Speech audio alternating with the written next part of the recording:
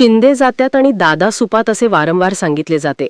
राष्ट्रवादीच्या नेत्यांना देखील आपल्या पक्षात घेण्याचा कार्यक्रम भाजप करताना दिसते. पण पार्थ पवारांच्या प्रकरणात मात्र भाजप टोकाला जाऊन पार्थ पवारांना प्रोटेक्ट करताना दिसलं. भाजपनेच हे प्रकरण बाहेर काढल्याची चर्चा ही दबक्या आवाजात जरी झाली असली तरी भाजप सुद्धा या प्रकरणामुळे डॅमेज होणार हे देखील मान्य करावं लागणार होतं. पार्थ पवारांना प्रोटेक्ट केल्याने भाजप डॅमेज सुद्धा झाली. त्यामुळे यामागे खरंच भाजपचा हात होता का हा खरा प्रश्न. असो तरी सुद्धा महत्वाचा मुद्दा आहे तो म्हणजे एकनाथ शिंदे जात्यात आहेत आणि अजित पवार सुपात आहेत असं बोललं जातं. पण तसं मात्र होताना दिसत नाहीये.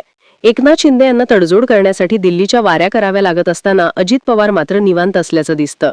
एकीकडे शिवसेना युती ही भाजपची नैसर्गिक युती राज्यामध्ये ठाकरेंनी वेगळी भूमिका घेतल्यानंतर शिंदे म्हणाले की अजित पवार भाजपच्या मदतीला धावून आले होते.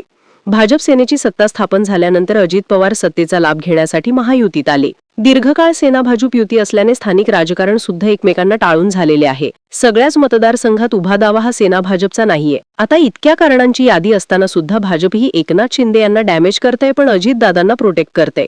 असं नेमकं का? फक्त मुंबईच्या आसपासच्या जागांवर दावा ठोकणार, मुंबई महानगरपालिकेवर दावा ठोकणार इतक्यापुरता हा खेळ काही मर्यादित नाहीये. शिंदे हटाव भूमिकेमागचं खरं कारण आहे ते म्हणजे त्यांचे मिशन पीएम. आणि या मिशन पीएम मध्ये भविष्यात सगळ्यात मोठी अडचण कोण निर्माण करू शकतं तर ते आहेत एकनाथ शिंदे. नेमकं काय आहे हे मिशन पीएम आणि एकनाथ शिंदे अजितदादांनी यापेक्षा मोठी अडचण त्यांच्यासमोर कशी तयार करू शकतात पाहूया त्या व्हिडिओतून.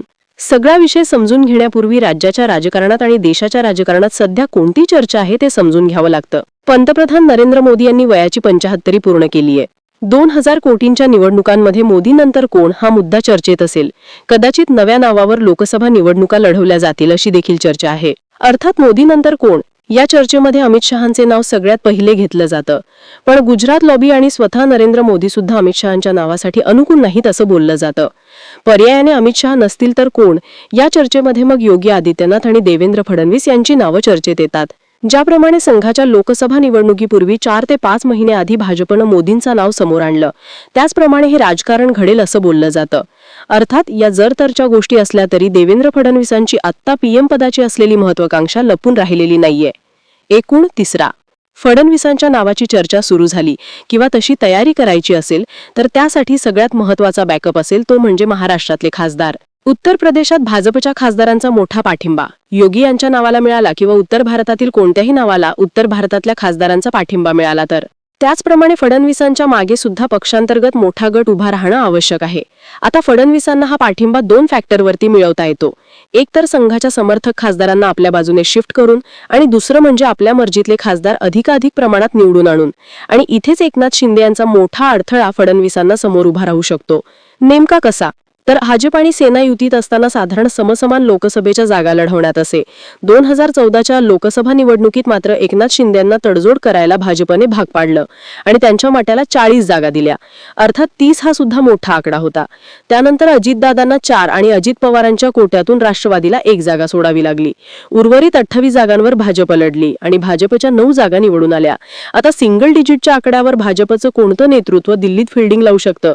म्हणजे काय तर 2019 सालच्या निवडणुकांमध्ये फडणवीसांना दावा ठोकायचा असेल, इथून पुढच्या 5 वर्षांसाठी केंद्रात राजकारण करायचं असेल तर 48 पैकी 12 जागा भाजपला लढवाव्या लागतील आणि त्यापैकी किमान 35च्या वर जागा निवडून आणाव्या या फडणवीसांना लागतील.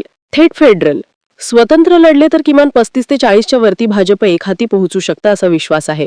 पण त्यासाठी लोकसभेचा सगळ्यात मोठा वाटेकरी भाजपला दूर करावा लागतो आणि ती म्हणजे एकनाथ शिंदे यांची सेना.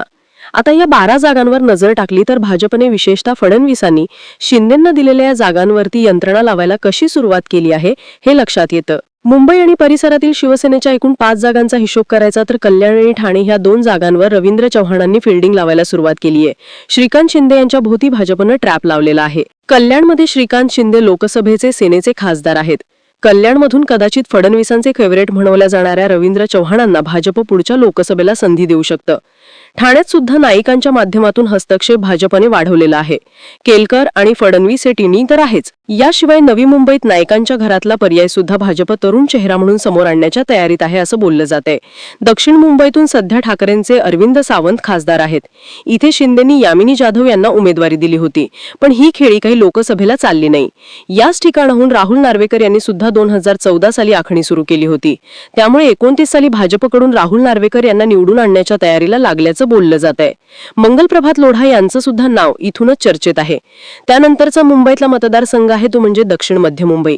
तिथून राहुल शेवाळे यांचा पराभव अनिल देसाई यांनी केला. इथली जातीय समीकरणं पाहता भाजप इथून उज्ज्वल निकम यांच्याप्रमाणे सेलिब्रिटी मराठी चेहरा अचानकपणे समोर आणील असं बोललं जात आहे. उत्तर पश्चिम मुंबईतून दरेकरांची फिल्डिंग भाजपला होऊ शकतं. याशिवाय इतर 10 जागांचा विचार करायचा तर छत्रपती संभाजीनगरमधून देवेंद्र फडणवीस यांचे जवळचे समजले जाणारे आणि मराठा असणारे विनोद पाटील हे सुद्धा समोर येऊ शकतात. किंवा शिवसेनेचा नेता भाजपच्या कमळावर तिथून पुढे आणला जाऊ शकतो. हिंगोली इथं हेमंत पाटील आणि गजानन घुंगे हे भाजपच्या कमळावर मराठा आणि ओबीसी कॉम्बिनेशन भाजप करू शकतं. बुलढाण्यात संजय कुटे किंवा फडणवीसांना सोबत अंतर्गत टीम जपणारे रविकांत तुपकर मैदानात असू शकतात. यवतमाळ वाशिममध्ये डॉक्टर तुषार राठोड हे असू शकतात, जे जातीय फॅक्टर सोबत फडणवीसांच्या ग्रुपमधल्या दिसतात.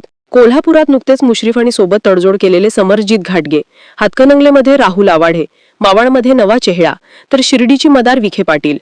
तो आणि नाशिकमध्ये कदाचित भुजबळ हे कमळ चिन्हावर किती अशी मोर्चे बांधणी होऊ शकते.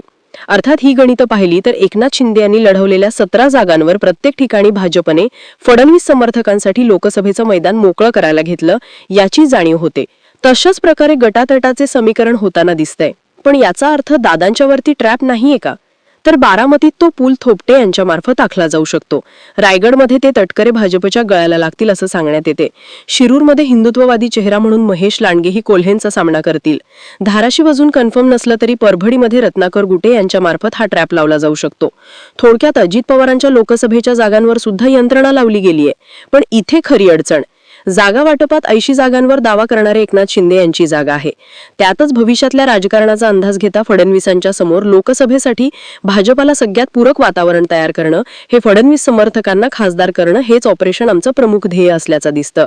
साहजिकच दादा सुपात आणि शिंदे जात्यात म्हणलं जात असलं तरी दादापेक्षा भाजपला, विशेषतः राज्यातल्या भाजप नेतृत्वाला शिंदे यांची नेमकी अडचण काय आहे ते लक्षात येतं. तुम्हाला काय वाटतं? देवेंद्र फडणवीस यांच्या ऑपरेशन मधला प्रमुख अडथळा एकनाथ शिंदे ठरतील का? या बाबतीत तुमची मतं आणि प्रतिक्रिया कमेंट बॉक्समध्ये लिहून नक्की कळवा. आणि अशाच माहितीपूर्ण राजकीय घडामोडींसाठी चॅनलला सबस्क्राईब करा.